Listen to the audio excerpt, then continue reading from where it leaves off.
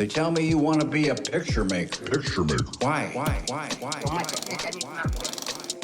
Être une fiction face à une autre fiction, des petits morceaux de film. Je suis un film. Oh, ça marche bien, Le jeune est tourné vers l'avenir. Mais aujourd'hui, l'avenir ne se tourne plus vers le jeune. La photographie, c'est la vérité. Et le cinéma, c'est 24 fois la vérité par seconde. Vous savez, moi je crois pas qu'il y ait de bonnes ou de mauvaises situations. Tu es là, Peter. Allez, jeunesse. One more time. Bonjour à tous et bienvenue sur la capsule 2 de l'épisode 5 du podcast Les Passagers. Cet épisode est réalisé à la suite du festival de rencontres sur les docks, dans lequel certains d'entre nous ont eu l'occasion de voir des films en avant-première, notamment le film que nous allons vous présenter aujourd'hui qui s'intitule Marco. Il sort à la Talente le 7 mai et nous avons eu l'occasion de le voir donc en avant-première en présence du réalisateur John Garagno. Hemos mandado tu fotocopia de registro al campo de Flossenburg. Sí, les hemos preguntado si tal y como indica esa fotocopia, el número de preso 6448 corresponde a Enric Marco.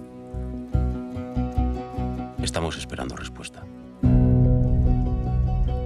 Alors le film Marco, l'énigme d'une vie, il retrace une histoire vraie, celle de Enric Marco, un Espagnol qui a prétendu pendant des années avoir été déporté dans un camp de concentration nazi. Il est donc président d'une association de victimes espagnoles de l'Holocauste et il a été démasqué en 2005 par un historien, Benito Melmero. Et donc le film explore l'imposture et ses répercussions suite à cela. Et donc nous, c'est vrai qu'en France, on n'était pas forcément au courant de cette histoire vraie. Et ce film a donc permis de mettre en lumière tout cela. Premièrement, ce qui m'a plu, c'est le mélange d'images à la fois de documentaires, du film et un peu d'extraits de reportages de journaux sur l'événement. C'est un peu comme le mensonge de Marco, pardon. Il mélange à la fois vérité et mensonge.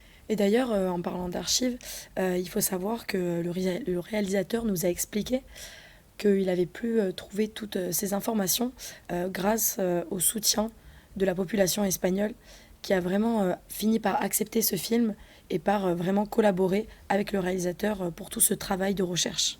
Je sais que le réalisateur disait qu'il avait été présenté à Barcelone et plutôt bien accueilli, justement, par la communauté espagnole en général, mais c'est quand même douloureux.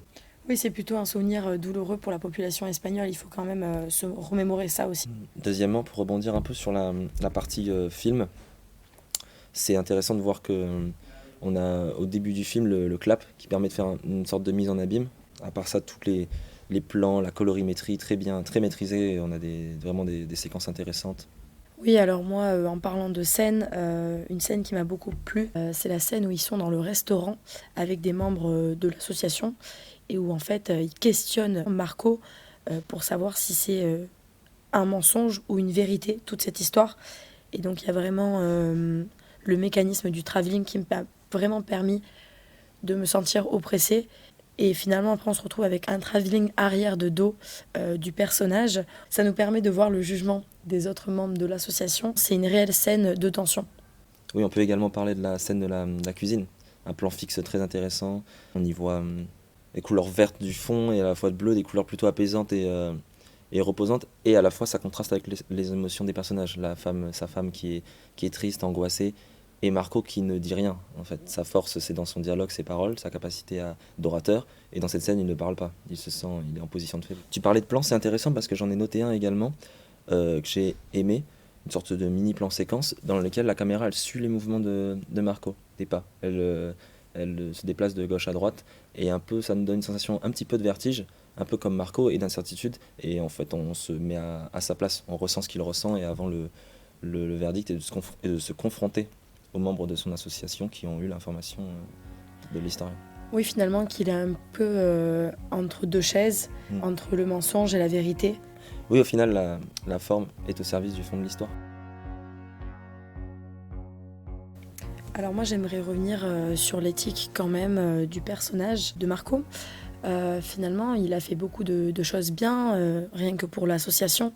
Il a vraiment œuvré pour qu'il y ait ce travail de mémoire. Mais finalement, est-ce que ça peut nous permettre d'oublier son mensonge ? Qu'il a quand même menti à tout un peuple, dont à certains de ses proches. Donc ça pose aussi une question d'éthique. pas finalement que pour le mensonge de Marco, mais aussi en tant que proche, en tant que personne qui connaît la vérité. Est-ce qu'il faut révéler cette vérité? Est-ce que toute vérité est bonne à révéler? Oui, comme le disait John Galagno, le fait que la femme fût là, ça changeait tout pour lui, ça changeait le scénario et c'est un bon personnage. Et alors moi quand même, je tenais à souligner quand même la prestation de Eduard Fernandez qui incarne Enric Marco. Oui, effectivement, ouais. Un rôle très intense, mais il ne voulait pas entièrement calquer le personnage, plutôt l'approprier et y ressembler dans la gestuelle et dans la voix le plus possible, sans... Oui, je trouve qu'il a réussi à atteindre un certain charisme et à avoir aussi ce côté un peu pathétique et un peu... finalement, ça reflète la complexité aussi de ce personnage. Et même Eduardo le disait, il ne se reconnaissait pas dans certaines scènes. Et d'ailleurs, sa performance a été saluée par la critique espagnole, puisqu'il a été récompensé du Goya du meilleur acteur. Alors quand même, moi j'ai trouvé que ce film il était très important pour la mémoire collective. C'est quand même des événements très importants, la Seconde Guerre mondiale, et ce qu'ont pu subir la population espagnole ou d'autres populations d'Europe par exemple. Il y a aussi tout le travail de reconnaissance finalement. Est-ce qu'on peut avoir cette réelle compassion pour le personnage de Marco? Enric Marco a quand même œuvré et a participé à révéler la mémoire de cette Seconde Guerre mondiale qui avait peut-être été enfouie.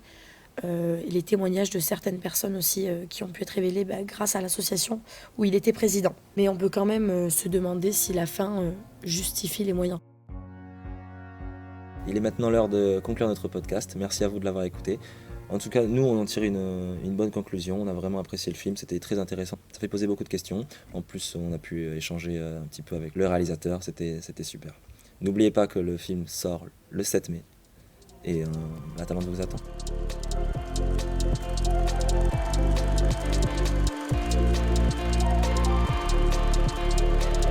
That was awesome.